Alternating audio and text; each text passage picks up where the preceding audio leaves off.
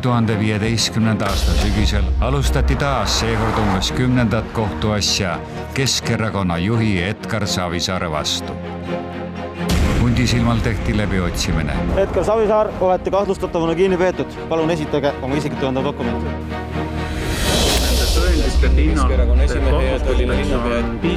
Selle järel käisid Savisaarel külas umbes 5000 tema toetajad. Eelmistes saadetes toimus kohtuistung Edgar Savisaare asjas. Kas poliitika on protsess ja protsess on poliitika? Kes on oma ja kes on võõras? Tuleb jälle midagi leida. Aga mida mul on jälle leida? I hotellis. Miks jälitatakse Eestis Aleksander Kovkinit ja miks jäi võimudele ette tema jäätisekohvik Raekoja platsil? Kas Eestis on võimalik iga ühte pikema jututa vangi panna?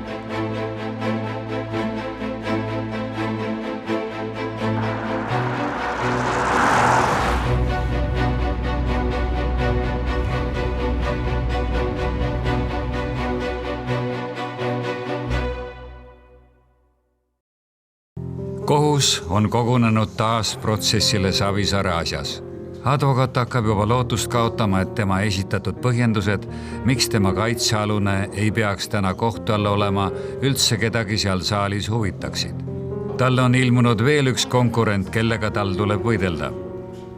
Prokuröri nutitelefon. Prokurör tunneb huvi järjest enam sotsiaalvõrgustike ja järjest vähem kohtusaalis toimuva vastu.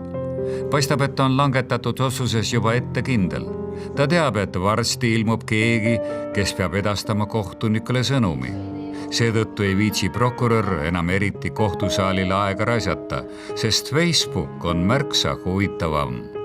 Seal on paar kena kutti. No ja riigivaenlastega, nendega ollakse meil niikuinii kalastamatud. Savisaar ise on täna terve kaitsepolitsei viidas kinni.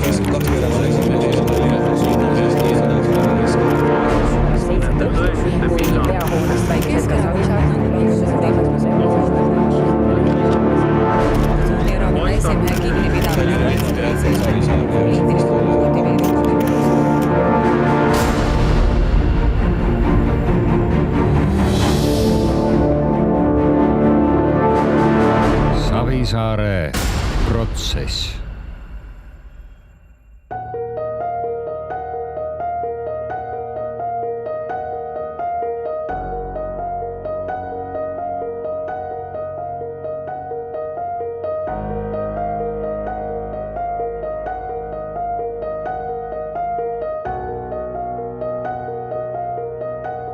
Lugupeetud kohus.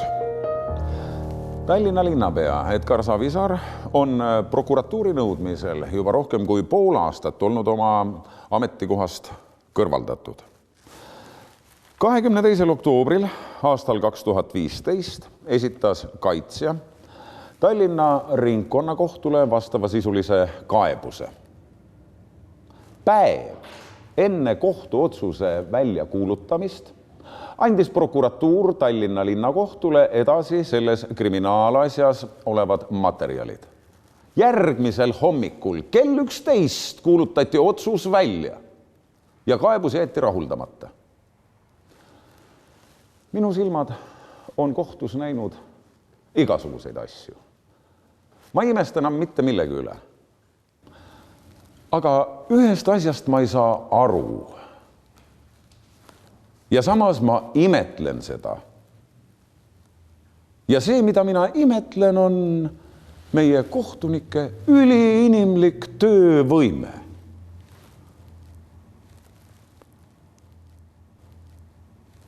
Nad suutsid ühe päeva jooksul läbi lugeda 9 kausta materjali, igas kaustas 250 lehekülge. Arvutage ise, kui palju see kokku teeb.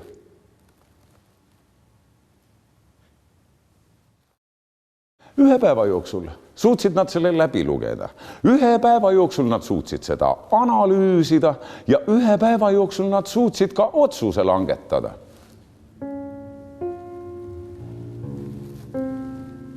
Ja see panebki meid arvama, et selliste protsesside puhul, poliitiliste protsesside puhul on kohtuotsus juba ette ära otsustatud ja kuskil kinnitatud.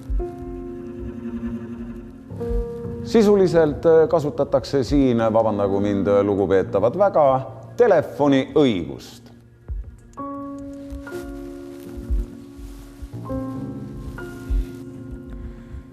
Tähendab, kui härra kaitsja soovis siin nüüd millelegi vihjata, siis võtke teatavaks, et kohtus ja prokuratuuris töötavad väga kogenud, no kui mitte vanad, siis igatahes väga võimekad inimesed.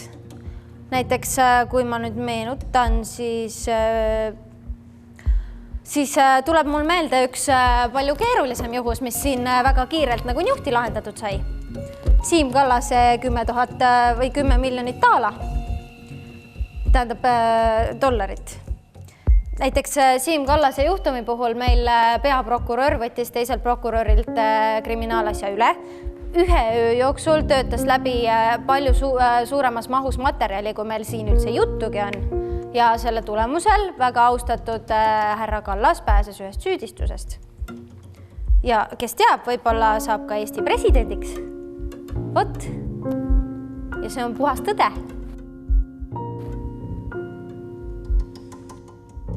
Kui nüüd rääkida puhtast tõest, nii nagu eelkõneleja siin mainis, siis ma juhiksin kohtu tähelepanu ühele väga teravale vastuolule.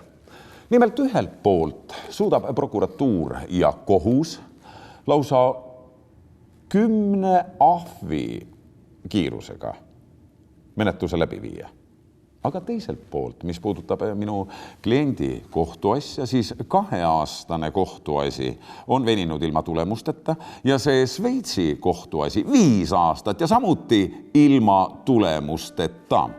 Nii et millest ühelt poolt selline meeletu ahvi kiirus ja teiselt meeletu aeglus. Kas teie ei näe siin vastuolu? Mis? Mis te seal rääkisite? See ilmselt ei puutu üldse siia, eks?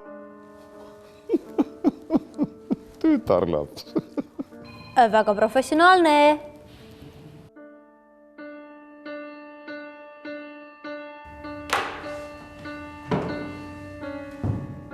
Kohtunik on pisut resigneerunud. Ta ei püüagi varjata, et prokurör käib talle närvidele. Too on noorem ja ilusam, paraku muidugi ka rumalam. Võtame siis arutusele kohtualusele esitatud järgmise süüdistuse episoodi. Nii, ettevõtja Aivar Tuulberg on meie andmetel maksnud 50 000 eurot, et saada soodustusi riigihangetel. Täiesti salajane. Aivar Tuulberg, ehitusettevõtte Rand ja Tuulberg nõukogu esimees. Tuntud ettevõtja, armastab suvitada Ruhnu saarel. Hea sportlane, purjetaja, iseloom põhjamaine, vapper, kindel. Kahjuks on aga täheldatud kompromiteerivaid sidemeid. Agentuur on ette kandnud, et ta ei austa meie riiki piisavalt. On osalenud valedel, see tähendab Tallinna linnavalitsuse hangetel. On soosivalt suhtunud Savisaaresse. Ükskord, kui politsei ta Saaremaal kinni pidas, saatis ta politsei pikale lainele. Õnneks küll politseinike mitte otse vette ei visanud, kuid väitis, et nood ei jaksavat ainsatki kätte kõverdust teha.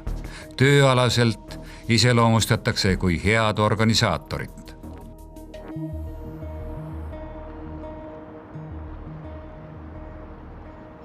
Selle hoone üks ehitushange oli üks põhjustest, miks septembris 2015 otsiti läbi nii Tallinna linnapea Edgar Savisaare kodu Hundisilma talu kui ka Tallinna linnavalitsus. Süüdistuse konstruktsiooni järgi olevat ehitusettevõtja Aivar Tuulberg justkui lubanud altkäemaksu, kui saab enda firmale ühe ehitusega seotud hanke. Jutt on siin kommunikatsioonisüsteemide ja võrkude ehitushankest, mis kuulutati välja juba 1. juulil 2014. Kuidas või mis viisil seda altkäemaksu lubati ja kuidas või kellele üle anti, sellest ei tea keegi tänase päevani mitte midagi.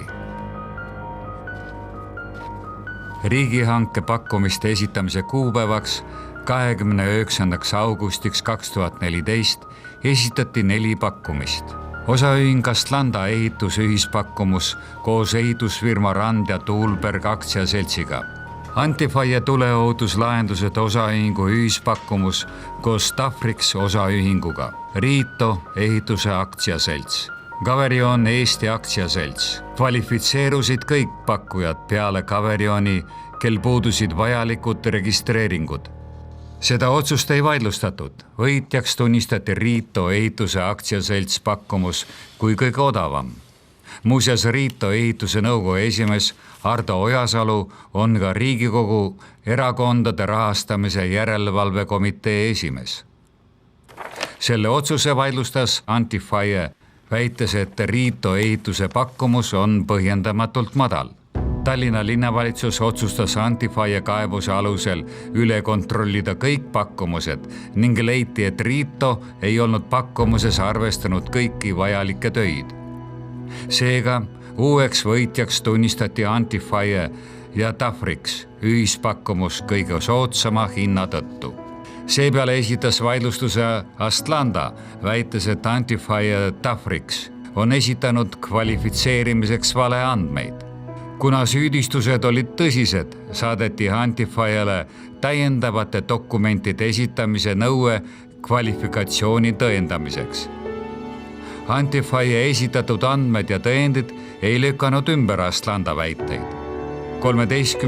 novembril 2014 toimunud vaidlustustega seotud istungile Antifaie Tafrix esindaja kohale ei ilmunud.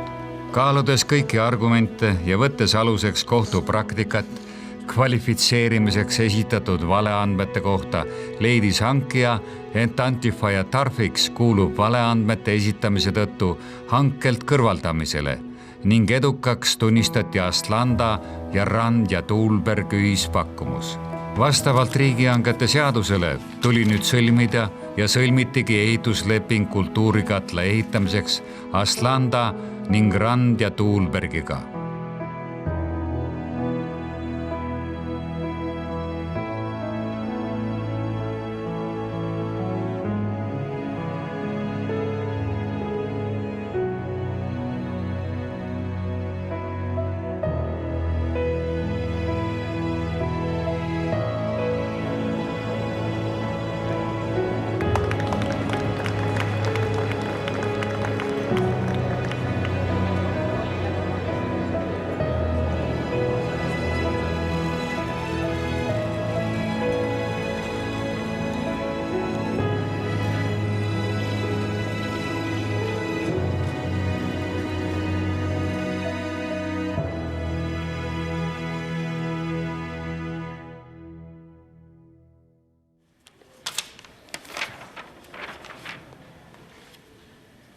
Nii palju kui aru võib saada, on see mingi imelik jama, mis on ilmselt kuskilt välja puhutud.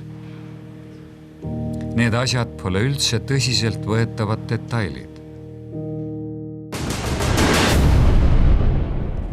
Mis teil selle kohta öelda on? Linnavalitsus tellis Paul Varuli advokaadibüroolt selle kohta auditi. See oli väga mahukas analüüs, kuskil 90 või rohkem lehekülge ja selles auditis on niisugune põhimõtteline seisukoht, et kõik on tehtud korrektselt, et linnavalitsus on järginud neid reegleid, mis on kehtestatud hangetele ja kõik on korras. Kuulakem siis, mida meie tunnistajal on öelda.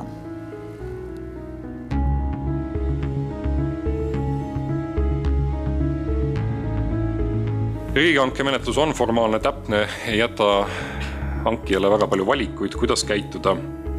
Menetlus on antud juhul äärmiselt põhjalikult dokumenteeritud.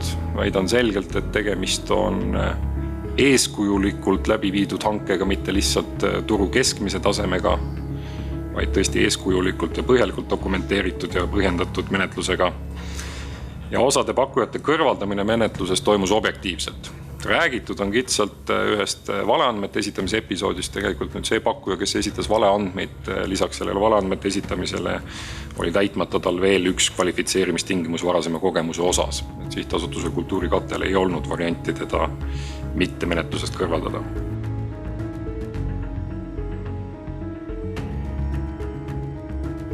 Nii. Teeme vaheaja kuni kella 13-ni.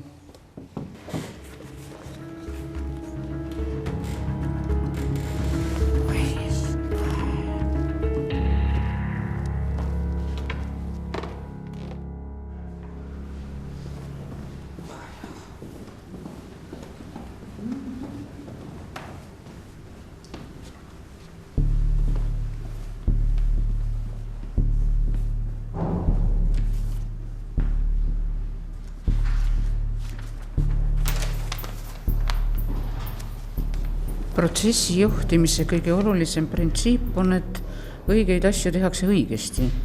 Kõige õigem ja olulisem asi on praegu protsessi jätkumine. Teie ülesanne on seda teha õigesti. Muide, teie ametirüü ei vasta seaduses kehtestatud nõuetele. Seda on võimalik käsitleda kui lugupidamatuse avaldust. Võimu suhtes, mis on võrdne riigi reetmisega, tehke ise järeldused.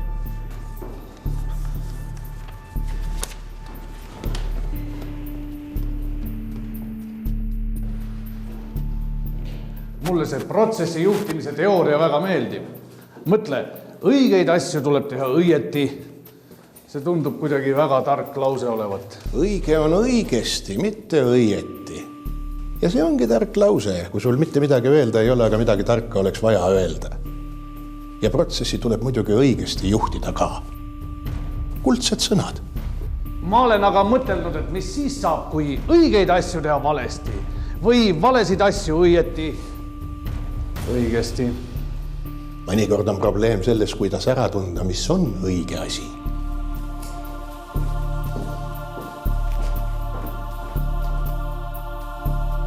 Meedimukutel on hea mälu.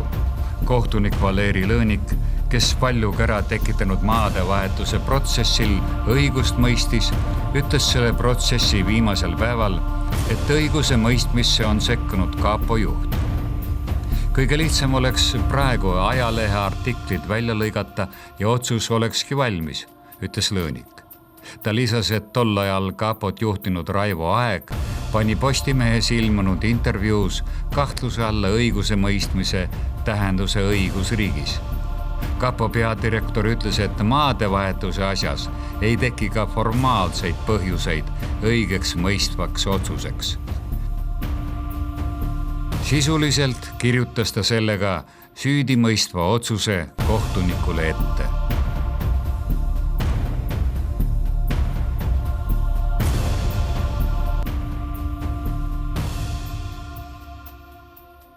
Täiesti salajane. Valeri Lõõnik, kohtunik, endine Lääne-Viru politseiprefekt, praegu pensionil. Alustas oma karjääri 71. aastal kriminaaljälituse inspektorina, seejärel erinevates ametites miilitsas ja politseis. Enne kohtunikuks saamist töötanud 1,5 aastat Kadrina vallavanemana. Mõistis kohtunikuna maadevahetuse protsessil õigeks poliitikut Villu Reiljani ja Ester Tuiksoo. Seetõttu ei saa riik teda enam usaldada, sest vaatamata sellele, et me kohtuotsuse juba sisuliselt ajalehes ära avaldasime, keeldus Valeri Lõõnik seda ajalehes avaldatud otsust tegemast. Seetõttu on ta moraalselt väga ebakindel ja ebausaldusväärne. Ei pälvi riigi juhtide usaldust.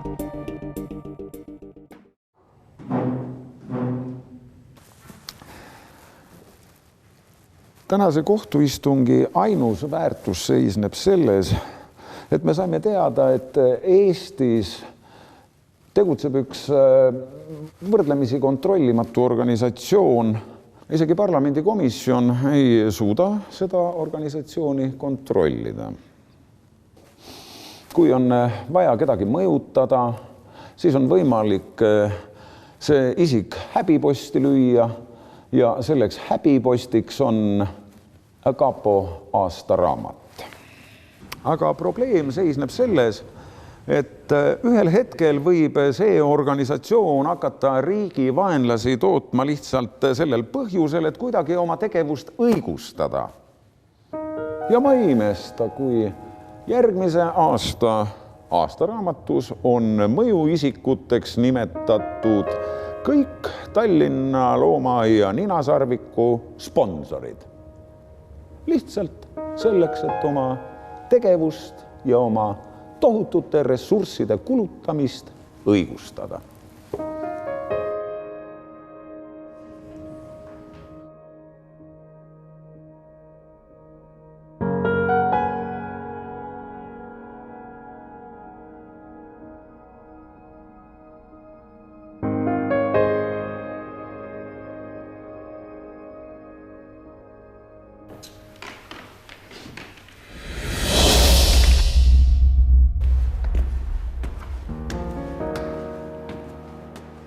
See, et meil üldse eksisteerivad salateenistused niiviisi on iseenesest ebademokraatlik ja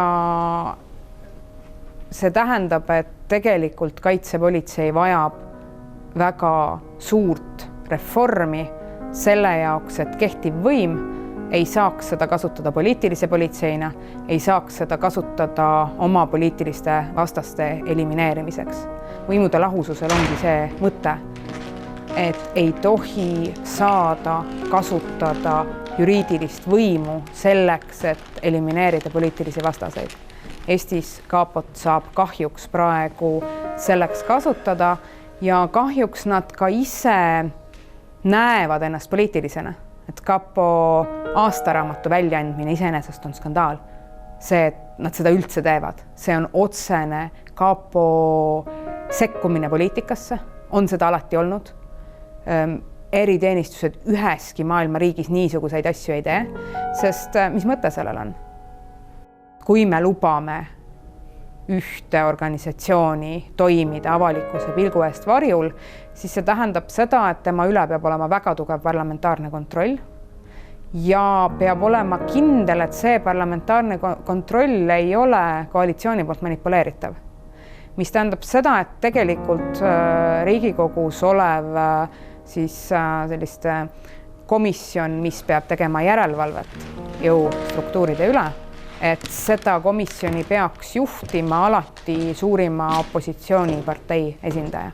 Et see garanteerib kindla järelevalve asjaolu üle, et valitsus ei saaks kasutada niisugust jõudu poliitilistel eesmärkidel. Autoritaarne võim muidugi tahab poliitilist politseid.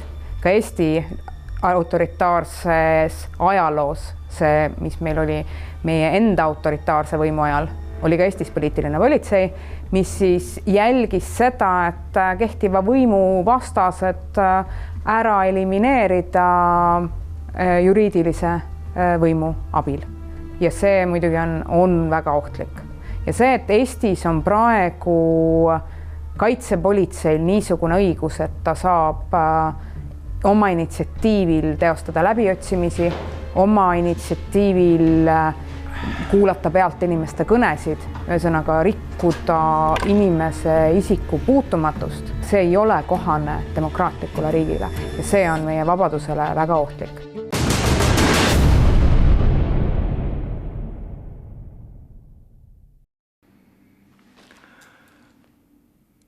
Me avastasime, et kohtuniku Dalaaril peab olema 7 nähtavat ilunööpi, aga temal on ainult 6.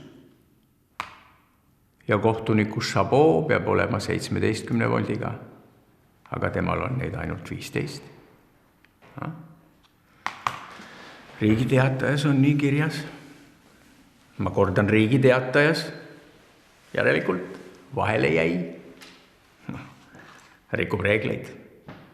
Ja nii me talle ütlesimegi, et mõelgu ikka natukene. Okei.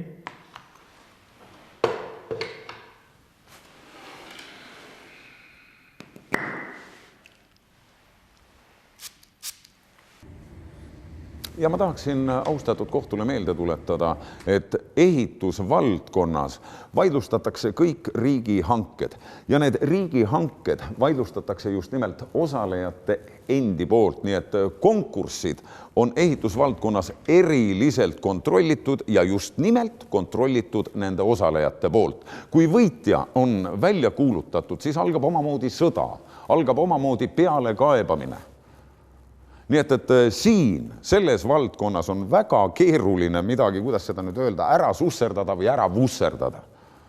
Ja antud riigihanke puhul, mis välja kuulutati, osalejad olid ju nõus, osalejatel pretensioone ei olnud, nii et järelikult oli kõik tehtud korrektselt.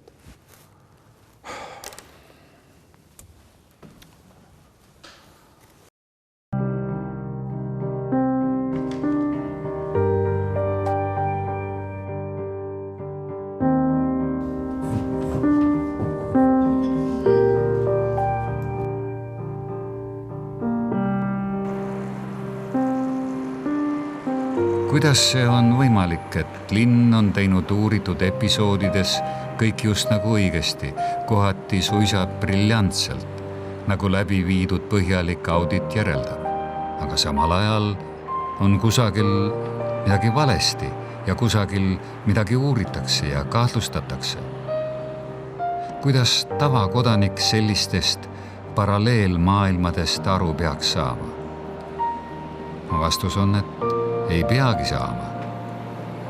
Selle süsteemi üles ehitanud teevad kõik selleks, et kõrvalised isikud sellest aru ei saaks.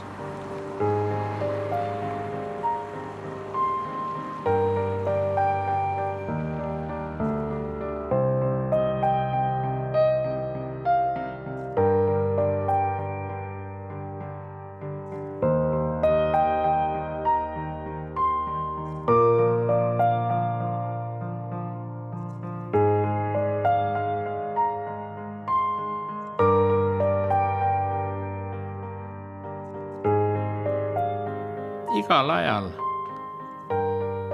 on oma kangelased ja igal ajal on ka need inimesed, kes arvavad, et nemad seda riiki just nimelt juhivad või vähemalt suunavad.